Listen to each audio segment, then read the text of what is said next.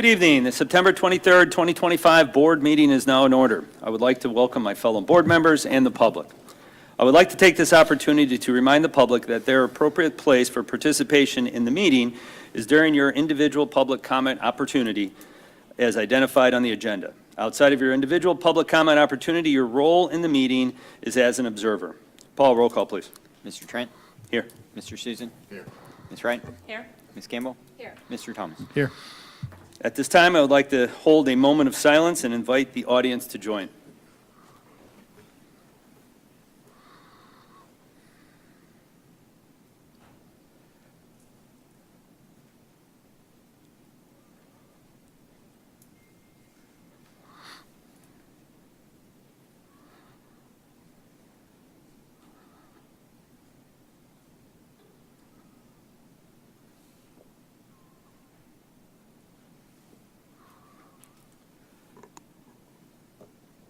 Thank you. I would like to invite Laura Dessler to the podium to lead us in Pledge of Allegiance.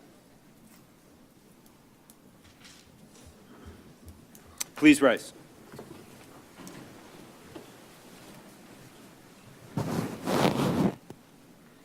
I pledge allegiance to the flag of the United States of America and to the republic for which it stands, one nation, under God, indivisible, with liberty and justice for all.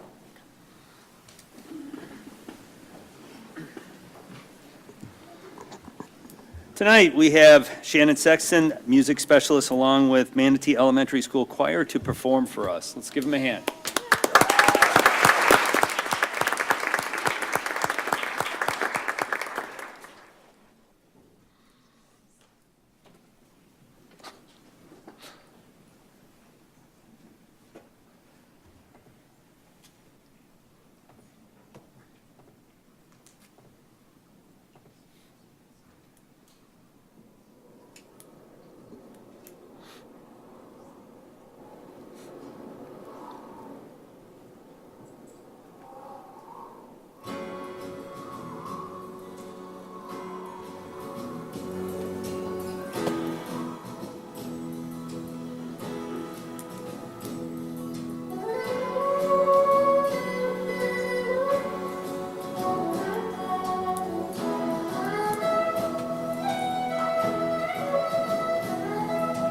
Life can be hard, life can be good. One day you're happy, then misunderstood. The sun could shine and the clouds could roll in. We never know if we'll lose or we'll win. But we can take it, yes we can make it. Lean on the music within. Solid emotion, strongest devotion. That's where the music comes in. Don't take my music. Don't take my music away. Don't take my music. Don't take my music away. Don't take my music. Don't take my music away. Don't take my music from me.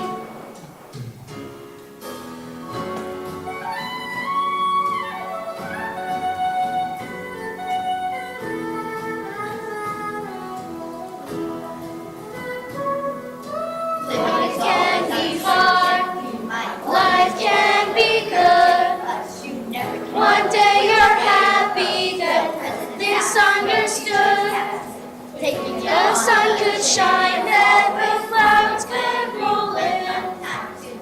We never know if we'll lose or we'll win. But we can take it, yes we can make it. Lean on the music within. Solid emotion, strongest devotion. That's where the music comes in.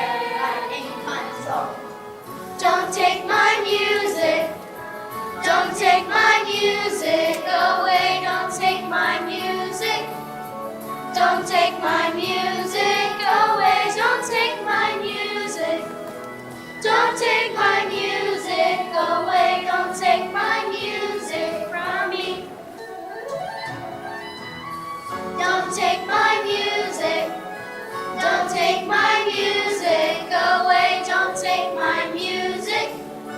Don't take my music away. Don't take my music. Don't take my music away. Don't take my music from me. Don't take my music. Don't take my music away. Don't take my music. Don't take my music away. Don't take my music.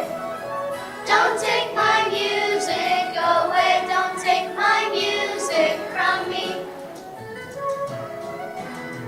Don't take my music. Don't take my music. Don't take my music. Don't take my music from me. Don't.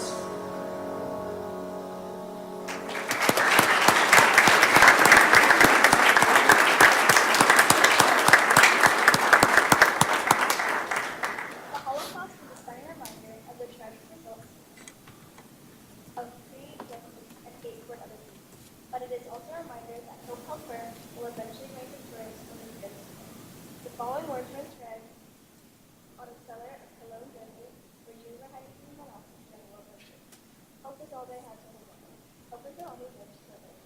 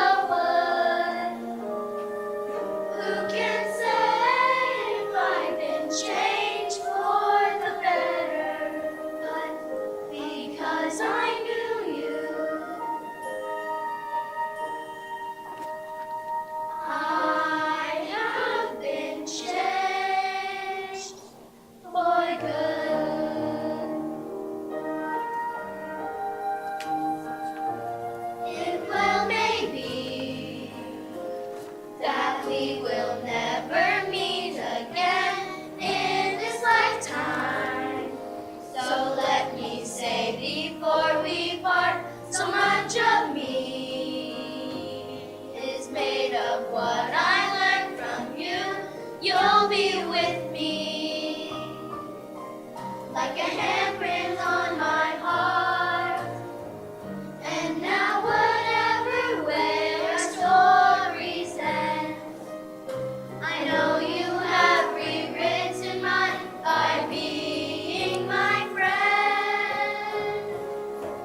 Like a ship gone from its morning by the wind of the sea, like a seed dropped by a skybird in a distant wood.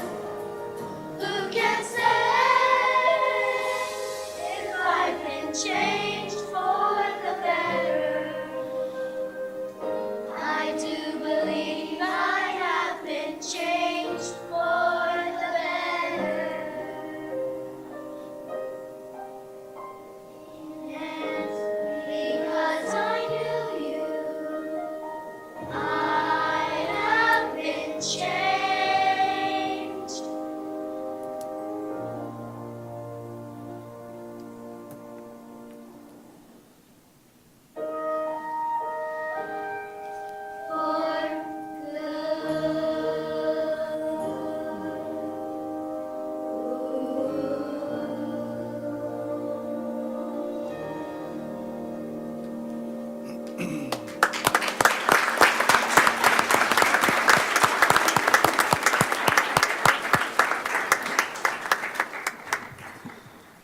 All right, I'm going to guess that's Wally and Austin coming to the podium to take some questions from the board. Board, who would like to go first? John, over there? Sure.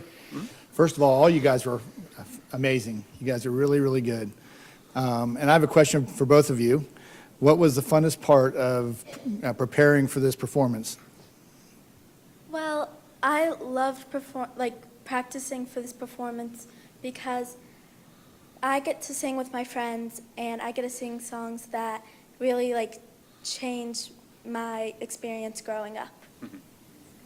Well, I've always loved music, and practicing singing and doing other things with music has always helped me understand music better. So this has helped me a lot more. Very good. Two great answers for having to come up with one on the fly. So good job. Yeah, very good. Awesome. So I want to ask the grade question. How many of you are sixth graders? Oh, not that many. How many of you are fifth graders? So no fourth graders, right? Just fifth and sixth? All right. Awesome. Awesome. So board, I don't know if you heard what she announced, she was telling, but that middle song was one of my favorite songs, my favorite lyrics. So can you guys share with us again, where did the lyrics from that song go? I know because I've heard that song before, but where did the lyrics from that song come from? Do you remember? Yeah. It's based off the Holocaust. There were lyrics that were written on a wall in a concentration camp, right? We don't know that much about it. All we know, I'll fill you in. all we know is pretty much what was said when Layla was telling us about the background of the story. Yeah. So all we know is it was written on the walls of a cellar in Cologne, Germany. Yeah, very, very good. Amazing lyrics. One of my favorite songs, one of my favorite settings. And I really, really love the song from Wicked too. I have to tell you, I was about to tear up in the song from Wicked because you talk about someone you've known for a long time, and your music teacher, Miss Sexton, is one of the very first people that I met 18 years ago when I moved to Florida, and she and I have sung together. She was one of the first people I sang with here, so brought back some good memories, and I can say, Miss Sexton, I have been changed for good, so I'm glad to have you in my life, and I'm glad you guys get the privilege of knowing her. Well, students, thank you so much for coming and performing. I say this every time, and I'm like, this is the important stuff. It really is. When you guys come and you brighten our day up and you start us off on a good note, literally on a good note, multiple good notes. But I want to thank you. So out of the songs that you sang tonight, let's ask, which one is your favorite? My favorite is For Good. For Good, okay. My favorite is I forgot what the song's called. I like this guy. The second one. The second one? Inscription of Hope is my Okay. favorite. Okay, awesome, awesome. Well, as I was listening to you guys sing, I was thinking, we're not going to take your music. We want you guys to sing forever. We love hearing you sing, so please, please, please keep on singing joyful songs all over the place and brightening up the space here. And parents, thank you for venturing out on this lovely evening to come and bring your children here for us. It does remind us of our why, so we really, truly thank you for that. I just wanted to sit, and as soon as we came in tonight, it must have been about 30 minutes before the board meeting, they were back there practicing, and I was up here working, and all of a sudden I said, I can't do it anymore because they sound so beautiful. So I went back there, and I wanted to say, first off, thank you, Ms. Daly, for being such a great principal for Manatee Elementary School, and thank you so much for everything that you do. Thank you for taking the time out of your busy evening to come over with your students. But I went back there and I grabbed Shannon and we were talking about a couple of things, and then I got to interact with some of these children. And to the parents that are here, your kids are amazing. We're so honored to have them at our school board meeting. We're so honored to have them inside of our school district.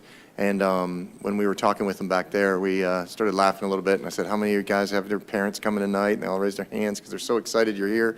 And I just wanted to say also thank you to the parents, because I know you guys have busy schedules. I know where you're doing every night and trying to get here and everything else. We really appreciate you.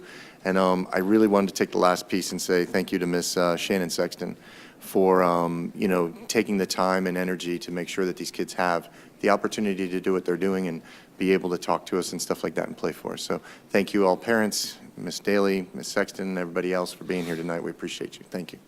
Nice. Do any of you guys have anything you want to say? Any of you guys? This is completely out of the scale, but I told you guys they're getting nervous right now. What do you want to say, man? Come on. I'm going to give that up. What was your guys' favorite song? That is a good one. I'll be honest with you. I'm like you. I don't know the names of any of these He songs, doesn't know that. but I can tell you which one I One, like two, the sound three. of. You know what I mean? Yeah. Yeah, that one. That was not the second one, right? That was the second, That was the second one. one. Okay, I that like the was. third one, number 3. Should we ask them to play them all over again so we know which Yeah, song one more it is? time. Hum a few bars. All right, well, thanks. Speaking less has its benefits, but it also has its negatives here, because so much was said here. I do like to say we love having the children here because that's our why of why we do what we do, and it's a reflection on the talent that we have here in Brevard, and we're amazed every time we have another choir here. With the exciting day we've had with a workshop here and, some more work back there and, dealing with these guys all day. Yeah, this is beautiful. Thank you so much for giving us that little bit of the why portion. The don't take my music, I'm glad it was this meeting and not last meeting, because that was our budget meeting. And, no, we did not take the music. That's not on the table, but it would have been interesting if it was sang last board meeting. But again, and then Mr. Susan says the same thing, that not all the time, but some things that I would like to say is thank you to the parents. It isn't easy to get here, at this time of night when you have things, already your schedule's already planned. We appreciate that. Again, the section we appreciate you getting these kids prepared. Either the talent is just getting better and better, or I just looking forward to it more and more. But you guys sounded amazing. Give yourselves a pat on the back. Make sure you stop for some ice cream when you're out of here. Say we said to do that. But once again, thank you for taking the time out, and it really does show us the why. So, Dr. Rendell, do you have anything? No, you guys have said it all. I did want to make sure Mrs. Sexton got a shout out because we've only had 6 weeks of school. Yeah. And she got them prepared with 3 beautiful songs. And so the students' hard work Didn't and think your so. leadership, that was fantastic. And no, I think it's time for a picture. Yes.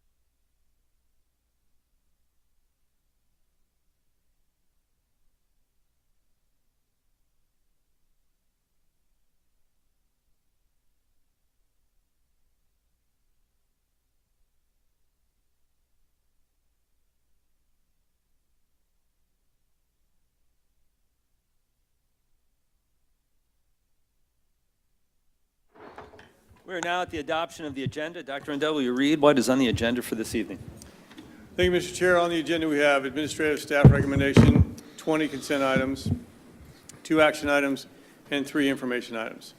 Changes made to the agenda since it was released to the public include the following. Revised with C1 administrative staff recommendations. Do I hear a motion? Move to approve. Second.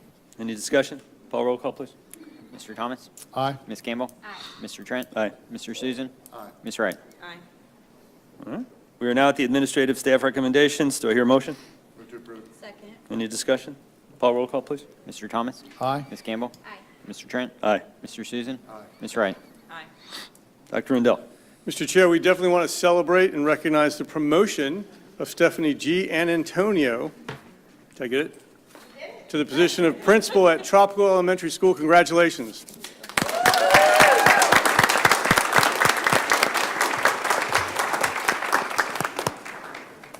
This is a new podium. Good evening, members of the board, Superintendent Rendell, Mr. Raymer, and Ms. Harris, and everyone here tonight. I want to take a moment to sincerely thank you for the opportunity to serve as principal of Tropical Elementary.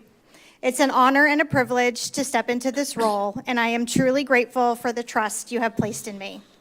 I am committed to working alongside our dedicated teachers, staff, families, and most importantly, our students to ensure that Tropical continues to be a place where every child feels safe, supported, and inspired to achieve their very best. I look forward to building strong partnerships with each of you as we work together toward the shared goal of student success. Thank you again for this incredible opportunity. I am excited for the journey ahead. I also just want to take a moment to thank my friends and family who are here tonight to support me. It means a lot.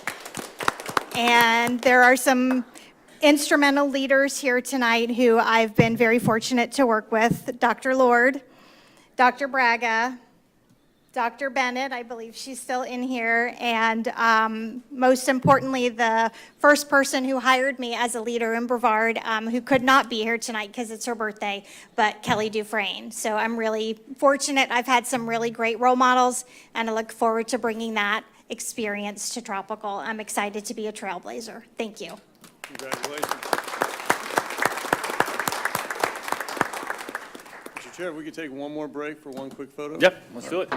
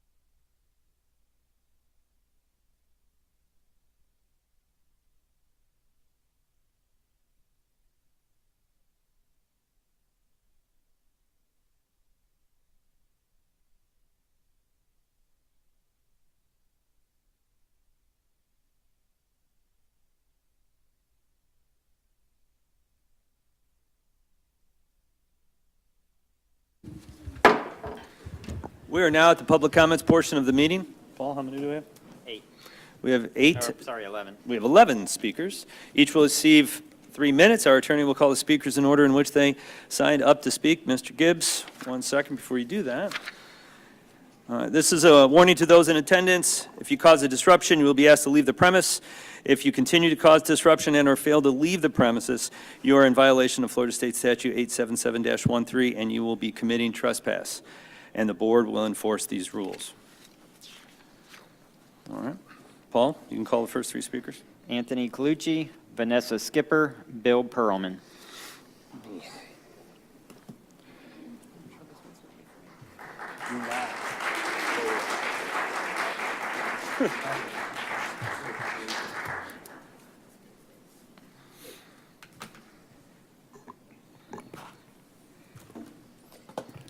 My name is Anthony Colucci, President of the Brevard Federation of Teachers, and I'm speaking tonight on Agenda Item F3.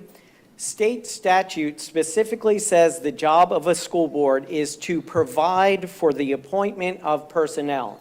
With 6 vacant secondary English positions, I'm urging this board to do its duty and appoint Melissa Calhoun to one of those positions. Melissa Calhoun taught in this district for 12 years with a record of dedication and strong service to students.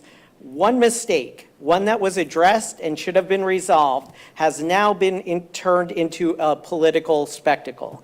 We all know what's happening here. The infraction was not career-ending, but because it touches on issues that have become political hot buttons, this board has chosen to make an example out of her. That's not fairness. That's not justice. That's politics intruding on our classrooms. The punishment does not fit the situation. When principals, administrators, or even this very board have made errors, they're given second chances. Yet this teacher who gave over a decade of her life to Brevard students is being treated like she's unfit to teach. You have students with no English teacher, yet you refuse to consider rehiring one who has proven she can deliver results. The message this sends is devastating. And if you think you're doing what Brevardians want, you're wrong. You're stuck in an echo chamber listening to extremists. I've tried to tell you that, but don't take it from me. Take it from the polling conducted by some of the most respected pollsters in the state. Using a sample of Brevard residents that matches voter registration and demographic data, including 50% registered Republicans, 62% of Brevard's voters said they disapprove of Dr. Rendell's decision not to rehire Melissa Calhoun. Let me say that again. 62% disapprove of Dr. Rendell's decision not to rehire her. Teachers across Brevard are watching. They see that if this board wants to, it can take one slip, one misstep, and end a career.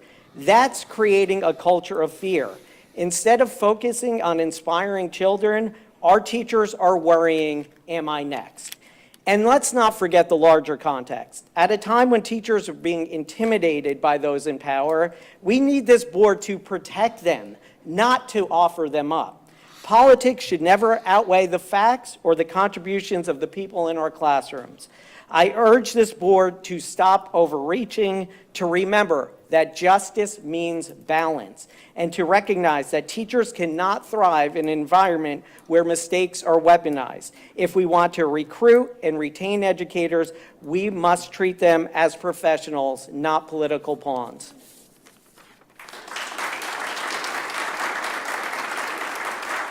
Vanessa Skipper, Bill Pearlman, Christopher Higginbottom. Good evening, school board members and Dr. Rendell. I'm Vanessa Skipper, proud Vice President of the Brevard Federation of Teachers. I'm here to speak on Agenda Item F3. Right now, there are 6 English openings in Brevard County. 6.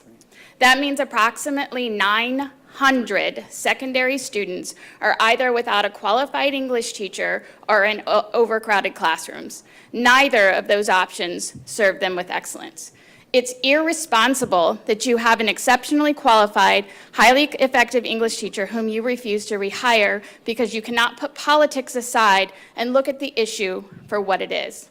A parent raised a concern, the teacher immediately corrected course, she received a letter of reprimand, the parent never removed the student from her class, and the teacher finished the school year.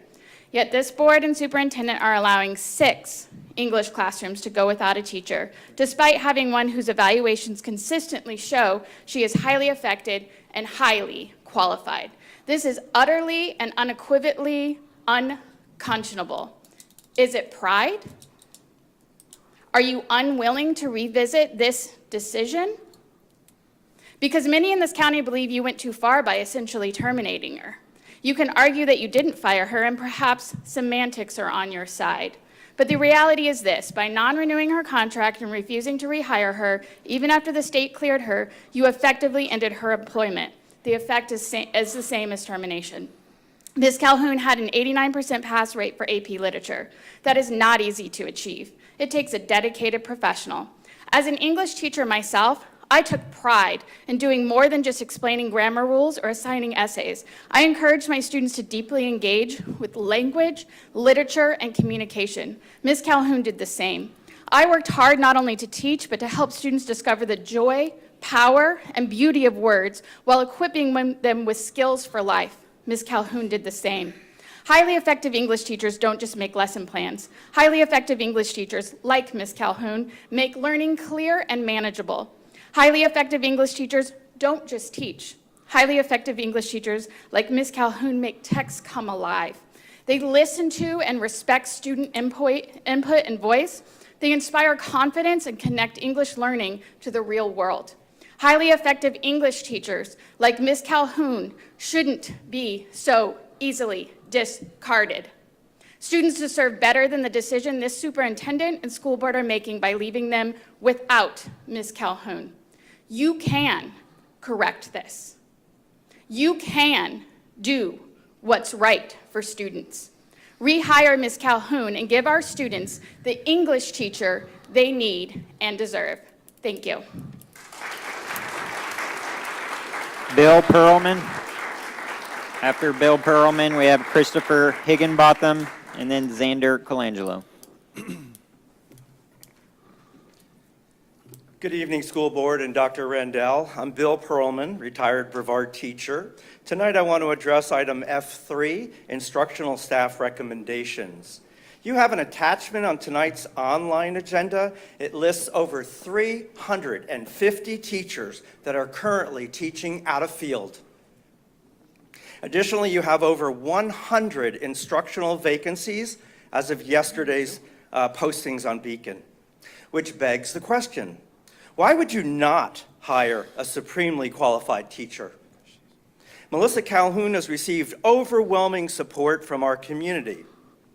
Everyone who has come forward has described her as a positive role model, an exemplary teacher. Her students passed the advanced placement exam at a rate higher than both the district average and the state average. But she used the preferred name of a student and was unaware that the student's parent had not given permission. And you are putting politics over students. Does it help you fill vacancies when the chairman of the board, Mr. Trent, was found to have lied on his job application about his criminal arrest record and was found not eligible to be employed by the school district?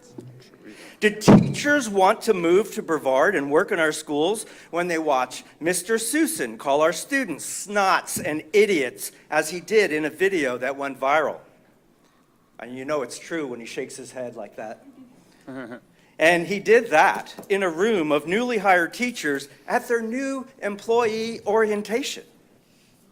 Mrs. Wright, I emailed you and all board members last month requesting a town hall. You emailed me back and said, you don't have to listen to me because I didn't vote for you. Well, at least you responded. My own school board representative, Mr. Susan, failed to respond to emails I sent him last month. Mrs. Wright, when you were elected in 2022, you received votes from just a bit over 3% of the registered voters in Brevard. So you believe that you only need to listen to the very small number of people who voted for you, and you definitely don't understand that America is a representative democracy. Do you think that instills confidence in people seeking to live and work in Brevard? You know what makes people want to live and work in Brevard? Excellent schools and excellent teachers, and the actions of this board have caused our community to question your competence and your commitment to putting students over politics. Our students deserve excellent teachers, so it makes no sense that you refuse to hire Melissa Calhoun. Brevard deserves so much more. Brevard deserves better. And Brevard deserves Melissa Calhoun. Christopher Higginbotham. After Christopher Higginbotham, we have Xander Colangelo, and then Christina Rojan. Hello, my name is Chris Higginbotham. I am a father of three. All three students go to Brevard Public Schools.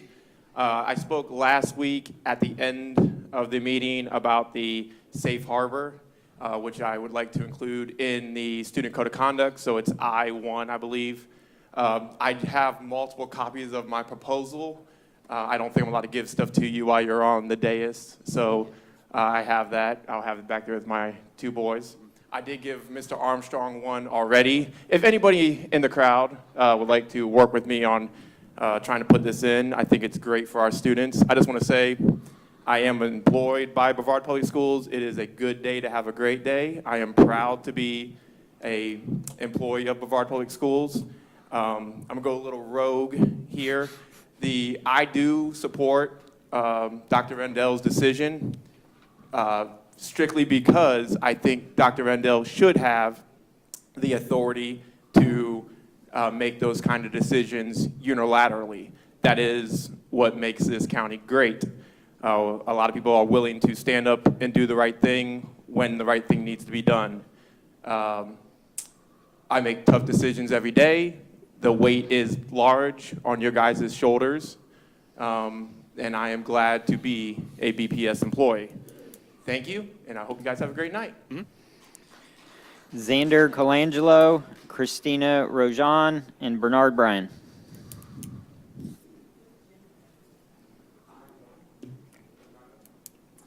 Good evening, Dr. Rendell and members of the board.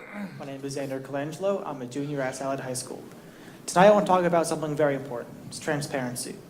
At a recent board meeting, a presentation used graphs to show growth in test scores, which was great to see, but students from across the county, and myself included, noticed something right away. Even chuckled a little bit, but not because the growth wasn't real, it was because the graphs were misleading. For example, the total IB test passed went from 461 to 495, which is an amazing 7.5% increase. Yet the bar graph grew 250%, 7.5 and 250. This is not proportional, exaggerates the result. Small choices like this carry implicit meaning, and they raise questions about trust. Here's the thing. When the way progress is presented feels misleading, it undermines the very progress it's meant to highlight. If students can see through that, the community can too, and that creates problems of trust. The same is true with staff. The situation with Ms. Calhoun is still fresh in many minds. It showed how quickly confusion can spread when decisions lack clarity and how damaging it is when teachers don't feel supported. Instructional staff are in the front lines every day. If they don't feel trusted or protected, it hurts everyone.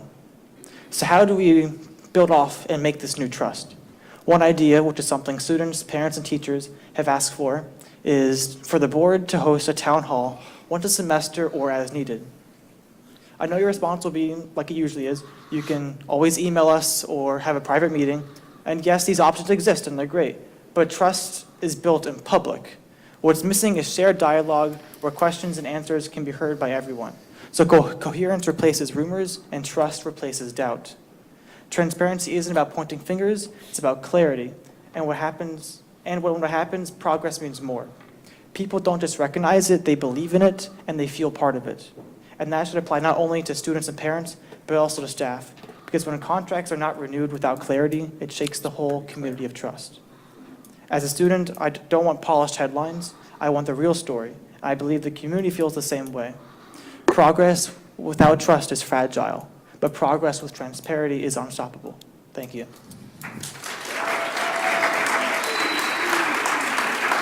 Christina Rojan, Bernard Bryan, Quinn Dykes. Good evening, Dr. Rendell and board members. My name is Christina Rosine. I am a parent and I am a teacher in our district. Thank you so much for the opportunity to speak tonight. I wanted to take a moment just to thank this board and our superintendent for the renewal of millage, which is instrumental in teachers' pay and has brought significant extra dollars into teachers' paychecks. This board also is spending millage very wisely by investing in the open gate metal detector systems in our high schools. We are living in a time where some people choose misguided passion over basic humanity. And as a parent and a teacher, my heart and my head rest easier every night knowing that our board and our superintendent have partnered with Brevard County Sheriff's Office and have placed systems in our high schools and all of our schools that keep our staff and all of our children safe. So thank you very much for that. Bernard Bryan, Quinn Dykes, Amy Raub.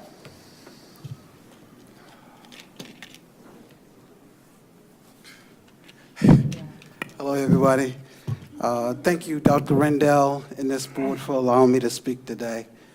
I got to be honest with you. I've been losing a lot of sleep lately. And what I'm about to share with you today is what I've shared with you in the past. So I'm going to be speaking on I-2, which is a school becoming a charter school, renewing that contract. After reviewing the data of that particular school performance, what we have seen in the charter school growth with this particular school is a 38% growth of this school. So what that's telling me is that this school, this charter school, is drawing more from our public schools to its private schools.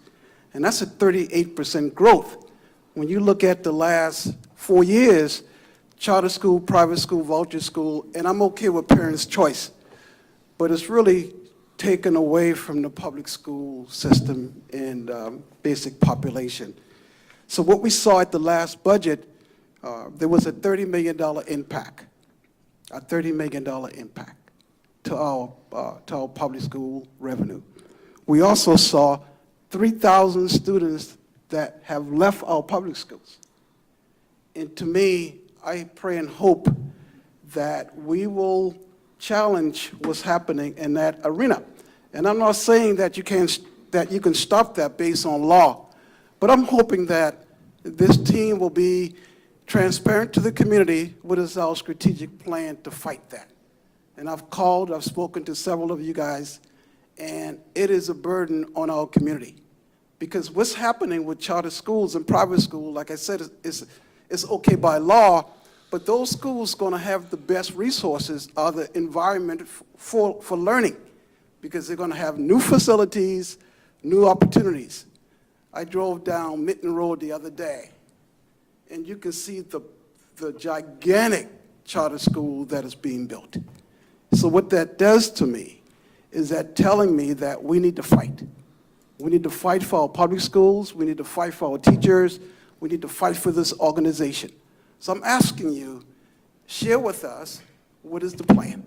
Let us know, talk to us, get in front of us and explain how we're going to deal with this threat. And it's a real threat, because at your last meeting, we saw that the population is really getting smaller in terms of students. So please let us know what your plans are, because the movement of students is real, and it's leaving the public school system, and we need your help with that. So give me a call anytime. Quinn Dykes, then Amy Raub and Jennifer Hopkins.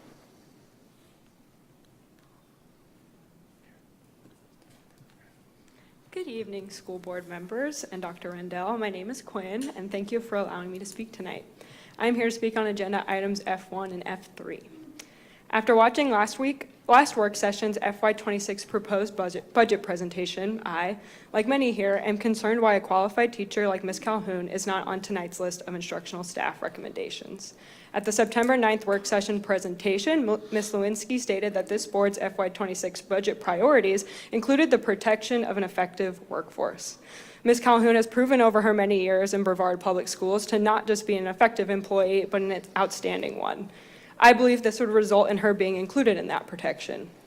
An additional concern that was addressed in the budget presentation was school choice to attending charter schools, being a major source of funding not staying here in BPS. If this is the case, wouldn't we want parents to see such a passionate teacher like Ms. Calhoun's in their child's school?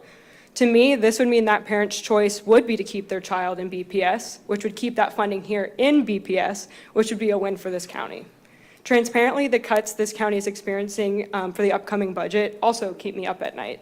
But what makes these concerns worse is knowing that we have an extremely qualified teacher not being protected in BPS classrooms. Ms. Calhoun has met every state requirement, paid her fines, and has her credentials. The only barrier left is the clearance from this board. The decision to keep her out of the classroom with full clearance from the state forces the community to assume the priorities stated in the proposed budget are in question. I would love to see this board bring back Ms. Calhoun. If not for the students, not for the parents, or the community members that have rallied around her, then for the sanctity of the priorities stated in the FY26 budget. Because if those priorities aren't actually what our priorities are, what are?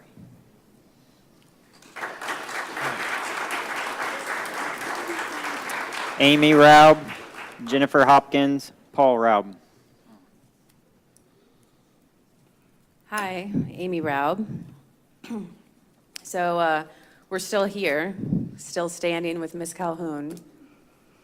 Your constituents that you're ignoring, the students that you're ignoring, the teachers and administrators and the librarians, the parents, the news crews, the young adults who recently graduated from public schools from across the state coming in to support Ms. Calhoun.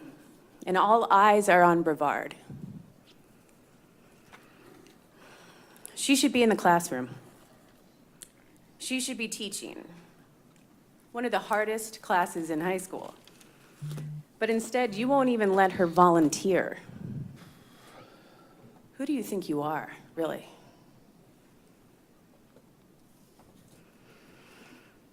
You have a huge teacher shortage. You keep hearing about that. I don't know if you're paying attention.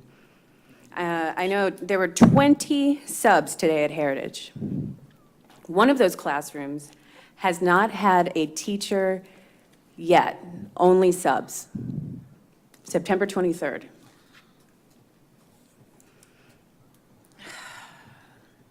No real instruction yet. I'd like you to think about that. Think of the actual students if you can give that a shot, and how you're putting them behind, and how you are setting them up for failure. And yet, here sits Ms. Calhoun, and you won't even let her volunteer. Shame on you.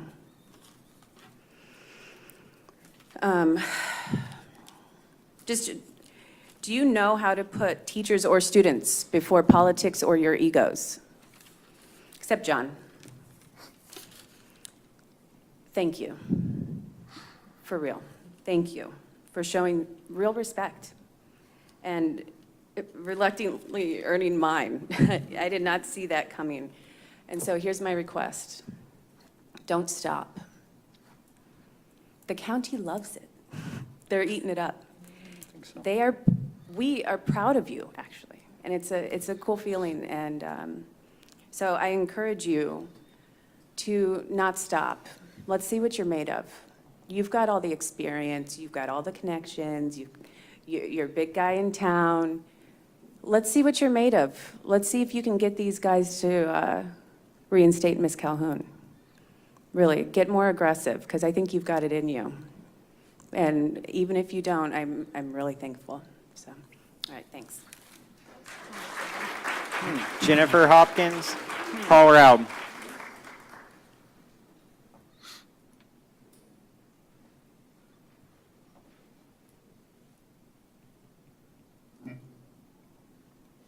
Back down for the shorty.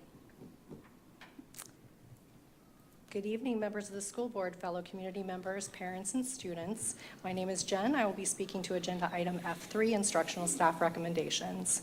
I'm here this evening as a concerned member of this community. I'm a graduate of Brevard County Schools, and I'm the parent of a student that attended public and charter schools here as well. It's no secret that trust between this board and the community you're supposed to represent is broken. I believe this is most evident in the refusal to rehire Melissa Calhoun, a dedicated teacher who has given so much to the students in Brevard. A teacher with stellar AP results, a history of effectively overseeing academic extracurriculars, and an unblemished disciplinary record. When the board initially made the decision not to renew her contract, we were told that the delay was due to waiting for the state of Florida to decide whether she could keep her teaching license. While Florida has made its decision, Melissa Calhoun can keep her license. She met the requirements that were set. She paid the fines. She reapplied right away for her same position. The question now is, why is this board continuing to hold her career hostage when the state has made its decision? It saddens me that this board has chosen to deny her the opportunity to return to the classroom where she's had such a positive impact. It frustrates me that our students are being denied the opportunity to learn from an experienced educator that cares about their future. Melissa Calhoun has demonstrated the qualities we should want in all of our teachers: dedication, passion, and a commitment to the success of every child. She has served this district faithfully, and it's deeply concerning that politics are now standing in the way of her ability to continue her work. I would again like to remind everyone of this board's mission statement to serve every student with excellence as the standard. I urge you to stop putting politics before students. We're watching experienced educators walk away or be forced out, and our classrooms are being flooded with inexperienced hires who are not necessarily ready to support our students' needs. How can we expect our kids to thrive when the teachers they rely on are constantly looking over their shoulders, wondering if they'll be next? This is not about just one teacher, though. This is about honoring all of our dedicated teachers and creating an environment that's encouraging and supportive. This is about creating a school system that puts the students first. Their education should never be held hostage to agendas that serve anything other than their growth and success. Brevard deserves better. We deserve a board that listens to all voices, that leads with integrity, and that above all else values the education and the educators of every child in this district. Thank you. Paul Raub. Paul, how many after this? Just save the best for last. Yeah. Let's hope so. So, Ms. Wright, you're feeling that you don't have to listen to the people that didn't vote for you. If we could fix it so that What you're... agenda item are you speaking to? Oh, F3, same as everyone else has been. Anyway, you're feeling that you don't need to listen to those who didn't vote for you. If we could fix it so that your votes and decisions only affected those people, fine, totally valid. I mean, it's affecting their children, first of all, the parents FA, the children FO, but it's also affecting all of the students, which is on the mission statement behind you, which seems to get lost in the shuffle. We could... It's not to serve like 4 parents with obedience as the standard. It is every student with excellence. Whether or not, I don't see a qualifier there, maybe it's in very small print, if their parents voted for you. But I'm tired of all of this. I'm tired of being here talking about this again. I'm sure you guys are tired of hearing about it. I'll bet Melissa Calhoun would like to be not talking about this anymore. I bet she'd like to be preparing for her classes tomorrow, instead of figuring out if there's someplace she might be appreciated, where students might be valued over political expedience. You guys have had so many chances to make this right. So many opportunities to make this go away. We could all stop talking about this.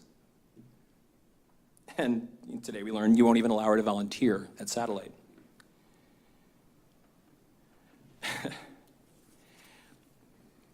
And how do you think parents, actual parents who actually care about Brevard students, do you think parents are happy about that? Do you think the parents who are missing out on a tutor are happy about that? Spoiler, they're not. You can do better. Brevard deserves better. Removing qualified teachers to appease the worst among us is chilling. It's weaponized cowardice. It's small. It's sad.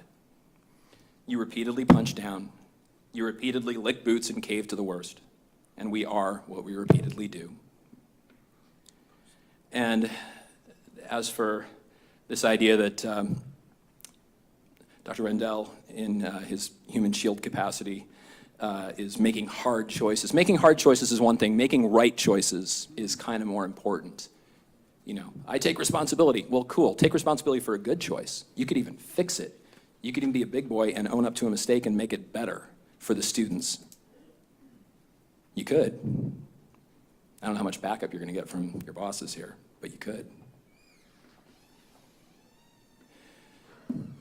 Brevard deserves better. I'm tired of saying it.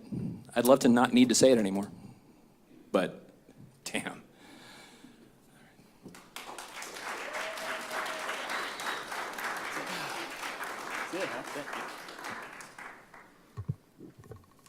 All right, that concludes the agenda items, only public comments.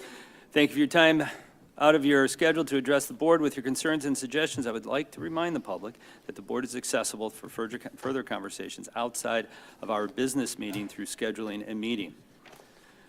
We are now at the consent agenda portion of our meeting. Dr. Rendell. Thank you, Mr. Chair. There are 20 items on the list under this category. Thank you, Dr. Rendell. Does any board member wish to pull any items? Mr. Chair, I have one that I want to discuss. I don't necessarily need to pull it, but I have one for point of discussion. So would you prefer me just to wait till the end? Yeah, if you're not pulling it. Okay, I'm not pulling it. I just want to make sure we have a chance to talk about it, so. thank Okay. you. I'll entertain a motion to accept the consent items.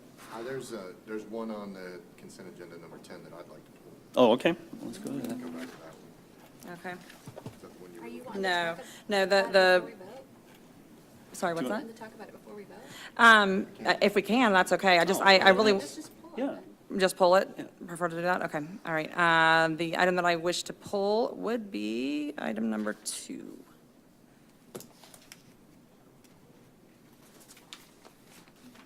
Mr. Susan, you said you're pulling item number 10? Yeah.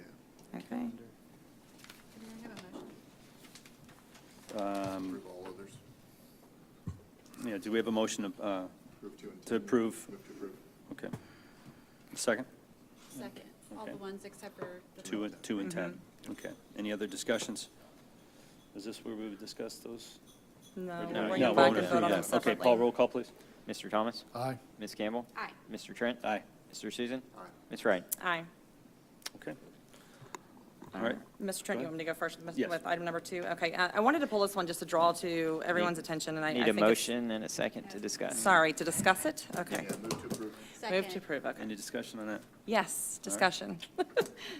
I wanted to pull this one specifically for the purpose of really drawing to the board's attention. I'm sure you guys went through all of this and looked at the very last page specifically. And our board has taken a stance before in the past in regards to some of the feedback we're hearing from our schools on the testing, that our kids are over-tested, unnecessarily over-tested. And I have to say, I absolutely love the way that this form is done because it's breaking it down into minutes, which makes it very much in our face, the amount of testing, and then it breaks down the schedule of the testing as well. And Board, I would just ask that maybe we take some time and workshop on how we can actually reduce the amount of tests that our children are taking. Some of them are state mandated. We cannot get around those. Obviously, those are required.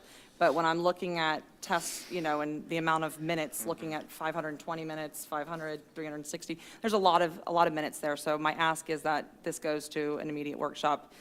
We can approve this now, but that we work on this and actually figure out how we can reduce these testing. Right. Yeah.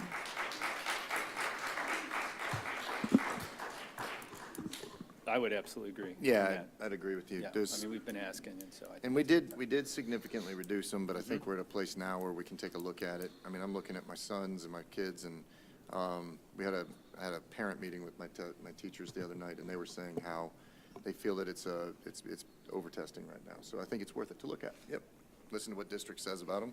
I feel that. Interestingly enough, when I looked at the previous years passed on the Florida Department of Education, I was hoping that it was going to break out the minutes so we can see the trend. It doesn't break out the minutes like this year does, which I am very grateful that we're breaking down to the minutes of how many minutes our students are taking in a It test. So. says, it, like. Not like this. You'd have, so we see this document every year, so you'd have to go, for us, Brevard, you'd probably have to go each year to the document and see last year's and the year before, because it does, we do get this breakdown each year. No, I went and looked, but it just doesn't have it on a box like this where it shows you the state and the district. And so it's, yeah. All right, that's Yeah, all. I think it would be great if we did it in a workshop atmosphere, and I think it would help probably on your end is obviously to have Ms. Harris. Right. That when you bring up a question, she's going to probably give you 100 answers, real quick as to why, and then maybe you'll have a better understanding also. Well, okay, that's fair. So let's, if we can commit Yep. to doing that work, I appreciate that support. Thank you. All right. So what I'd like to do is We got to vote. We got to if- vote on this one. Oh, okay. If the discussion's done on 2. So we did it separate. Right. Yep. Paul, roll call, please. Mr. Thomas? Aye. Ms. Campbell? Mr. Trent? Aye. Mr. Susan? Aye. Ms. Wright? Aye. All right, now I'd entertain a motion to talk. Hang on. So I'd like to make a motion to table this till the next school board meeting only, and we can get the motion, approve it, discuss it. We can shoot it down if we want to, but that's the direction that I wanted to go. Just with a couple of little concerns around the contract and stuff like that. Second. So if I can get a second. All right. And I don't know where you guys are at with this. I talked to Dr. Rendell, and my initial conversation was going to be let's approve it, and then we can workshop it behind it. But I did some research into the crowdfunding, and I started talking to some of the individuals that are a part of the crowdfunding and some of the stuff that happens and some of the people that are at the end users of some of these crowdfunding situations. And one of the things is that there's an extreme when I read the contract, there's no guardrails on how this is going to go. For instance, I get emails from almost 20 people once it all starts, and the emails won't stop. They just keep coming. Will you donate? Will you donate? Will you donate? You know what I mean? And there's no guardrails on the how we would put it together. There's also no transparency of ledgers, like how much did this make, how much was brought in, how much was this. It's a wide variety of different components. And I feel like the district's making a decision to move in that direction, but I don't feel like it's enough. I feel like there are too many anomalies that are out there that occur with the crowdfunding that this contract doesn't take care of. What I'd like to do is just table it for 2 weeks, try to put together some guardrails, and then have Dr. Rendell meet with you guys to hear any of your concerns, bring it back for approval in 2 weeks. We're not going to have too many crowdfunding situations that are going to occur in the next 2 weeks.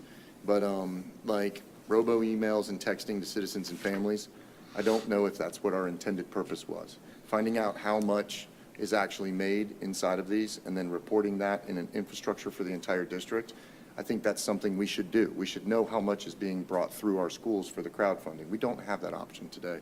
I also believe that there needs to be, it also says that the department head can give the approval for it. I don't think that that's correct. I don't think we want to have our, you know what I mean, some of our department heads and that randomly put some people in key positions to make that decision that may not be worth it to make that.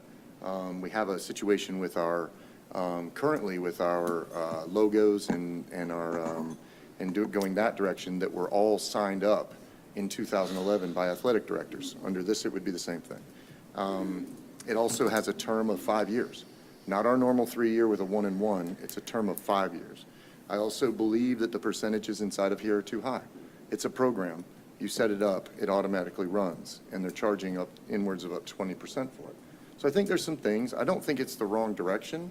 I think it's something that we need. I feel very confident the company that that is on here. I did some research and found out that it's a good company. I don't think there's anything nefarious going on. I just would like to put some guardrails on it and not have to bring it back over and over again. That's my idea. It's up to you guys to make. Mr. Susan, I'd like to weigh in this one because actually this is, interestingly enough, I got reached out to by a parent. I'm wondering if it's the same one that reached out, if you had a parent reach out to you, maybe. But I pulled this contract and I spent some time today over talking to our staff about this because I had questions too. I was concerned about the percentage amount. I thought, wow, that's a really high percentage based on dollar amounts. What does that look like? And then I went through, and one of the things that always, I think, triggers my alert is when I look at a contract and I'm going, this contract is larger than majority of the contracts we're approving. Like, we probably need to hone in on why. Why is it so much larger? But just so, for point of reference for you, just so you know, because I didn't know this until today, so I think it's probably valuable. We have 6 companies that we currently use that are approved vendors for crowdfunding sources. So this one was just going to be an additional one to add as an option. Yep. I was concerned that we were going to be forced into possibly using this and not really understanding that we already have multiple other ones. It's an option. But if you want to pull it for the 2 weeks, I'm fine with that. I would just encourage you, go ahead and meet with finance. They'll give you the same information that they gave me today, and so it will probably help you feel like, in a better place with it. So. And I understand that. I just think that there is a series of these that there are no regulatory pieces to it. And I feel like I have had multiple throughout the last couple of years. People call me and say, "Man, this is crazy how many emails and texts I get for this thing." So just like to put some stuff to it and get it done. That's all. So I'll speak, thank you, because that was one of the things I was going to mention is we have lots of these contracts in place already. And Mr. Gibbs, would you say that in general, the contracts are all very similar? Are they all running? For the most part, most of the crowdfunding, from what I recall, use our templates, not necessarily theirs. This one was a little different. They wanted to use theirs, so it's more extensive than some of the others. Well, you bring up a good point, Ms. Wright, that if a band or football team or whatever organization wants to do it, they're going to have choices. We're giving them as many choices as possible to choose from, and if there's a high percentage, they can obviously choose another one. Nobody may ever use this one, but we have the contract in place, so we've got the thing. If we're going to put guardrails in place, it needs to be. If we're going to come and say, then we need it to be a policy revision because we have a crowdfunding policy. But some of the things, when you talk about the emails and calls, I know it can get annoying because my kids are in band and they use some of them also. But it's a matter, like the students are the ones who give the contact information. And I think there is a stop. You can put a stop, and stop getting the text messages. But the students are the ones who give that contact information. They encourage them, hey, send this out to your grandmothers and your friends or whatever to raise them. There is a way to get out of that, but that's kind of how the crowdfunding system works. So I don't have a problem with it. But if we want to come and put guardrails, we're going to need lots of input, not just from district staff, but from schools, because if we start cutting into, okay, you could do crowdfunding, but you can't do this and you can't do that, then we're going to be limiting the success of a lot of these programs. So I would want tons of input. I'm going to be voting no to the table because I'm ready to go with it, and we'll see how it goes down. But it can't just be for this contract because we do have all those other contracts. And thank you. I remember it was 6, but I knew it was somewhere like that. The only issue that I have is that this establishes, once we sign it, a 5-year contract, allowing department heads to make the decision on whether they move forward with it or not. Department heads, I believe, like at the school. Yeah, at the school. Yeah. So And that's not that means a teacher can't just go out and do it on their own. They have some accountability. That is not something that I think that, if you look at what we were dealing with inside of the logos and stuff like that, I have an issue. I would be willing to say, let's clean up a couple of those little pieces. Let's move it to a 3-year with a 1-and-1 extension. Let's take out the department head and make the principal approve these things, because I think ultimately the principal should know whether they have department heads running fundraisers inside their schools. I don't think the authority should be there. I think that there's just a couple of those little things, and then we can approve it at the next meeting. It's not going to hurt them. It's a good company. And then what we can do is we can come back and have a meeting with all the guardrails. Maybe we do that. That's fair. That's in there. I just don't want to set a policy or let a system in that allows all of these other guys to start running and approving it. That's it. That's all I ask. Mr. Chair? Yeah, go ahead. So I'd just like to jump in and say that I've researched the company too, and it appears to be young, but it seems to be, a valid, strong company that's doing well over the last few years. The one thing in the contract it is, you can't terminate it for no reason, so we can terminate it at any time, just so you're aware of that. Your point to being accountable for the funds, that may be something that our staff knows, but that's a valid point that I'd love to learn more about how they're accountable for the funds that they're raising and how they report those to us. And as far as the department heads, that is a concern of mine as well, so I would support you tabling it for 2 weeks. That's all. Thank you. All right, we ready for a vote, Paul? Mr. Thomas? Aye. Ms. Campbell? Nay. Mr. Trent? Aye. Mr. Susan? Aye. Ms. Wright? Aye. All right. Dr. Rendell, will you please let us know about the items under the action portion of today's agenda? Thank you, Mr. Chair. The first action item is H1, consideration of Resolution 2026-01, renewal of 1 half-cent sales surtax. Do I hear a motion? Move to approve. Any discussion? Roll call, please, Paul. Mr. Thomas? Aye. Ms. Campbell? Aye. Mr. Trent? Aye. Mr. Susan? Aye. Ms. Wright? Aye. Dr. Rendell, will you please let us know about the items under the action portion of today's agenda? Thank you, Mr. Chair. The second action item is H2, consideration of Resolution 2026-02, renewal of 1 mil ad valorem millage. Do I hear a motion? Move to approve. Second. Any discussion? Paul, roll call, please. Mr. Thomas? Aye. Ms. Campbell? Aye. Mr. Trent? Aye. Mr. Susan? Aye. Ms. Wright? Aye. All right. We will move on to the information agenda, which includes 3 items for the board review and may be brought back for action at a subsequent meeting. No action will be taken on these items today. Does any board member wish to discuss this item? Do really quickly. Okay. Which one? First of all, on the code of conduct, I wanted to thank Ms. Dampier and Mr. Armstrong and their team for going back and taking all the input from the schools, because we've made a few more revisions to the WCD policy and the code of conduct. And so thank you for continuing to refine the process and do that hard work. I did want to address something with the charter school renewal, and Mr. Bryan brought up, because that charter school happens to actually be literally behind my house. I have to say, one of the things that we need to think about when it comes to charter schools is that, and this one happened in particular, is the population has varied greatly. As the school has improved their performance, or their performance has gone down. This one in particular, several years ago, way before I was on the board, I think even before my kids were in school, like really tanked out, and they lost tons of kids because they have to compete. And as they've done better and as they've improved, and I think they got an A this year for the first time in a long time, their population has grown. And I will say, we've talked about the plan. I know you always ask, what's the plan? But the plan is well documented. The plan is our strategic plan. And just like the charter schools have to continue to improve if they want to compete in the marketplace for children, our plan is the same. We have to get better. Our goal to be in the top 10 districts in the state of Florida is getting us there, because as we have more A schools and no D or F schools and we rise, then parents are going to be more likely to entrust their children to us. So all of our academic goals and improving our school grades and all the work that everything is going in, the teams that are working on the strategic plan, that's the plan. Because as our schools become better and our district continues to rise, more and more families will choose BPS schools. And you know what?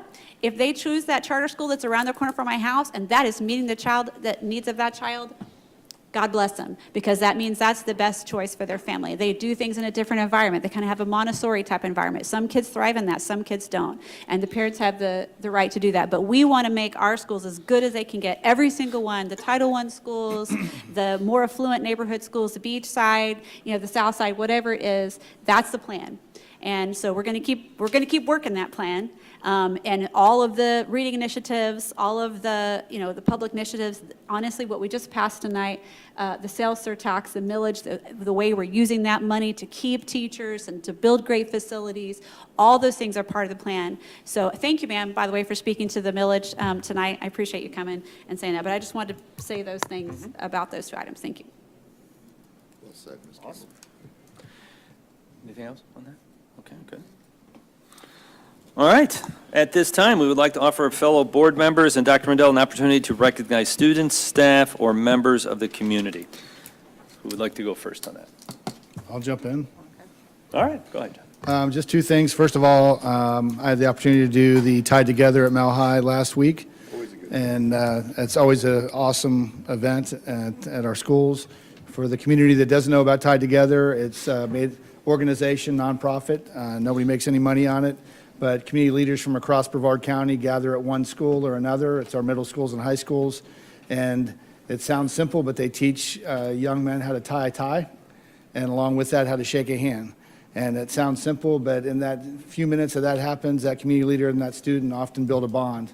And it's really amazing to see the kids' response to that. At first, when I didn't know what to expect the first time I did it, and I'm amazed every time I go now to see the response of the kids. The kids really do appreciate it.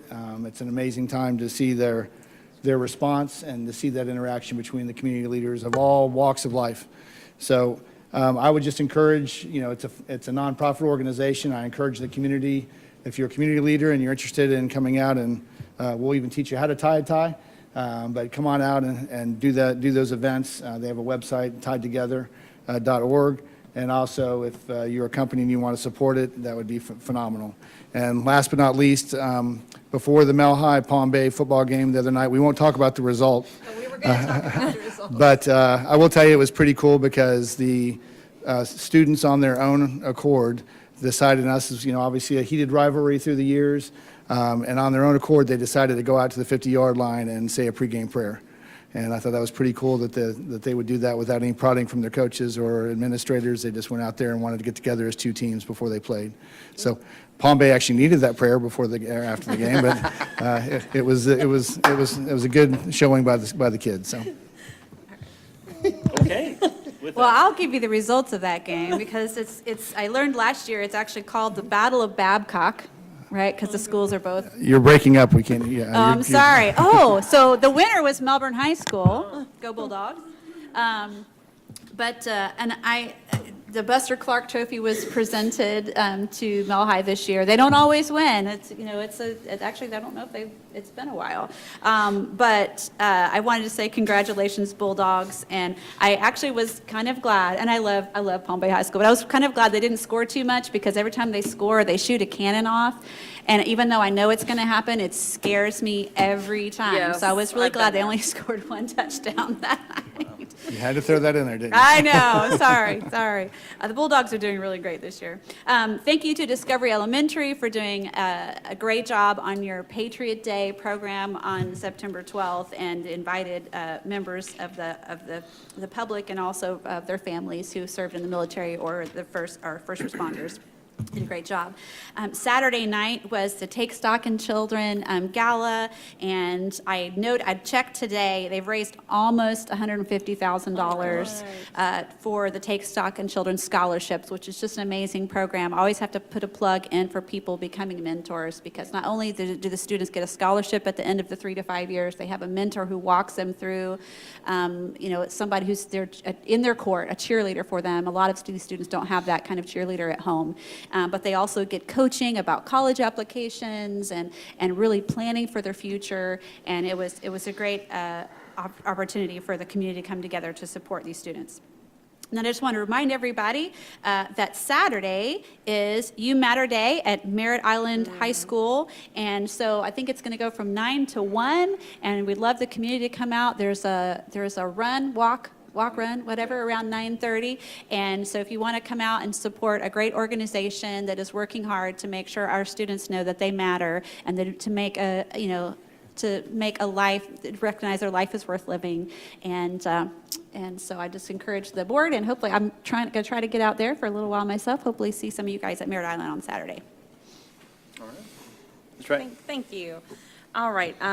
Been on my wonderful school tours. I absolutely love visiting schools. I feel like that is the fun part of this job, is getting to walk into the classrooms. And I want to thank Fair Glen specifically. So I got to spend some time there, and I was there for what they call Show Up September. So they have been working very, very hard to increase their attendance. And they're doing this with random surprise days where you don't know if it's Show Up September or October, whatever month it is. But if you are there on that day, they bring around a cart with different treats or like a drink of some sort, and kids get to pick whatever they want, and so they are so ecstatic. And the team there, the morale, like the overall, I'm going, this is huge. This is going to move the needle, because kids are like, oh man, I was here today. Yes, I got to be here. So they also have Best Day Ever, which I haven't been there yet for Best Day Ever, but I'm hoping I'll get to witness that. So thank you so much to that team over there. They're doing amazing work, and it's absolutely reflected in their school. So also, I want to thank you, Ms. Campbell. You were there with me this past week on Friday. Space Coast Junior ROTC put on a Prisoner of War MIA event where students that are part of that program, and actually part of this entire school, they were able to do this if they had a permission slip to do so. They carried a flag and kept it in motion the entire day, and so they would switch out. And I want to thank some of our elected officials that came out as well. It was a little warm, but kept the flag in motion and really just showing those students the significance of paying the ultimate sacrifice, really, and not coming home and serving for their country. And so that was an amazing event, and I really, really appreciate the school putting that on. I want to clear up a couple things, because I've been silent about several things, but I'm like, I think there's a time where you need to respond, and so I'm going to respond. To clarify, let me just start with this. One teacher vacancy is too many teacher vacancies, and that is, I will feel that way forever. One is too many. We do not have hundreds, any of that. We have 72, according to the email I just received, 3 in English, and that's too many. None at Satellite High. So I say that to you to say that Satellite High is completely staffed there as far as their English department goes. For an organization our size, just as a frame of reference, we currently employ approximately 5,100 teachers. That's a lot of teachers. And I say that because I think the public narrative needs to understand that. One vacancy is too many, yes, but to sound as though we don't have teachers and that there are all these vacancies, that is just not true. It's a flat-out lie. So these numbers are being reported. They're actual, accurate numbers. They're coming directly from our HR, 98.5% in an organization this size. That's a pretty darn good rate to be staffed at. And then the other thing I want to clear up too, and I want to say, is that my frustration with all that has taken place around really dragging someone through the mud, and I have to say this over and over again. I've been frustrated with this, and I have been silent to the point of really biting my tongue to the point of bleeding. The superintendent 100% has the right, if an employee looks at their boss and says, I know the law, and I broke the law, and I chose to break the law, he has the right to say, okay, then there's a punishment for that. Now, whether or not you agree or disagree with that punishment, that's not your decision. It's his decision. So that part of it frustrates me. For the union to come here tonight, the union president specifically, to come here tonight to do this, I have to say, I am extremely disappointed. I have to ask, what is the overall objective here? Is the objective to get the employee rehired? Because if that were the objective, then they would take that matter directly with the person in charge of hiring any employee, but they didn't. Is the objective to drive a wedge between the union, who represents all of the teachers, and the board? I'm going to think maybe it is. But I will say this, the union president, when this whole thing broke out, was nowhere to be found with this conversation. And the conversation that was had was, we're not going to deal with it, we're staying away from it right now because we don't know how it's going to go, and that particular employee will be fine. She has 3 job offers. That was what was said. That is what was said. And so for this to come about now feels a little bit like we're doing it for attention, for videos, for all the wrong reasons, and it's disingenuous to the person who you're dragging through the mud through the entire process. So I'm just going to say that about it. I support the superintendent's decision. I keep on going, guys, if the overall objective here is to hire this person, then private conversations need to be had. One-on-one conversations need to be had. But that's not what's taking place. What's taking place is 3 minutes at the microphone for the entire world to see, and what is that for?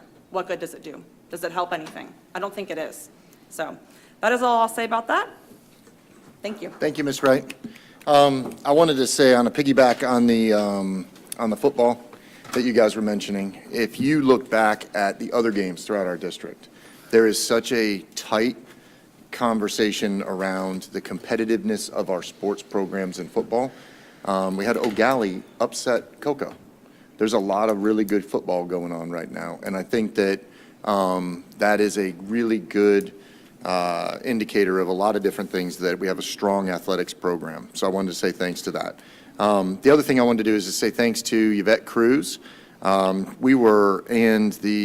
a Veterans Affairs Committee with the Cocoa Beach Regional Chamber, and I think they've changed their name, but I don't know it. But anyways, so we sat back and talked about what we're getting ready to do for the next enlistment ceremony. They had a meeting here, and you should have seen all of the individuals that were here from the various military organizations saying thank you to Dr. Rendell for his Purple Heart schools, for his enlistment ceremony, for all those things. And it's incredible to see the support from the veterans and stuff like that for our programs. And I wanted to say thank you to Yvette, because she's spearheading putting together the next enlistment ceremony, and we went out to where it might be. We're looking at an option to be at the newly formed auditorium at the Veterans Memorial Center out there in Merritt Island. It's beautiful. It's just we don't know if it'll hold the amount of people that are supposed to be there. We're looking at between 5,000 and 7,000 people, and I think it holds like 26, and then it has people you can be way out in the woods and put chairs out there and everything. So we're going to try to see if it'll work, but it's a lot of work to put on an event like that with thousands of people. And I just wanted to say thank you to Yvette and her work that she's done. The date is, I think, April 16th. Is that it? So April 16th, mark your calendar. That'll be the day that we do it. Whether it's going to be at the location where we talked about or another school-based location, that's up to be seen. So that's it. Thank you. Awesome. All right, we'll start with the good here. This week was Freedom 7 Elementary in Cocoa Beach, their 25th anniversary for their existence. And it was a wonderful ceremony. Principal Lott and her staff, everything was covered. The choir there was beautiful. We had a retired astronaut there. His name goes... Bob Cabana. Okay, very good. That's right. Thank you. And most of the board members were there. It was a wonderful day. Weather was perfect. We could have just sat there for the choir for the whole day. It was very nice. They had buried a time capsule 25 years ago, so we got to see. Yeah, we got to see the remnants of that. It's amazing. We need to find a better way to bury things for 25 years, because we could barely make out anything. But what a great morning that was. So that was perfect. You guys, some of us talked about football, some of us talked about other things, and I'm going to combine those two, and that's called Monday morning quarterbacking, and I believe that's what BFD is doing currently, is after the fact. Had plenty of time to speak up for this teacher ahead of time, but I think the quote was, she admitted it. She's guilty. We're not going to say anything about that. until after the fact. So that's a little surprising and disappointing. So teachers out there, I'm going to give you the phrase that we hear sometimes, maybe you need to do better. You need some better representation to go represent yourselves, okay? So I believe, again, I support the superintendent's decision. I think this back here makes some sense. I mean, we're a district 2 years in a row because of his decision-making, and that's, again, why we support those decisions. Yep. 99% instructional positions filled with a staff of 5,500. So I think that's pretty good. I call that full employment. I think most companies would enjoy that and like that. So again, we hear this narrative out here, and it's definitely the silent minority, really, because that's not what's going on in Brevard. Okay, so I would like to sit around and say I've had meetings all week with the parents that are upset about this, but it's not true. So while we're on camera, what you're hearing is not true from the podium. Okay, other than that, it's been a wonderful week. How are you, Dr. Rendell? Yeah, I just want to correct one thing that Mr. Susan said. It's Purple Star Schools, not Purple Heart Schools. If it was Purple Heart Schools, that would not be good. I know, I understand. Purple Star I Schools. think it slipped through, nobody paid attention, maybe you're the only one that caught it. Thank you. Gotcha, that's it. Thank you. Thank you, Mr. Chair. All right. Turn the page. Okay, we are now at the non-agenda items public comment portion of the meeting. We will. I just want to know, how many do we have? 8. 8. Okay, we will take a short recess and prepare for those comments. Thank you.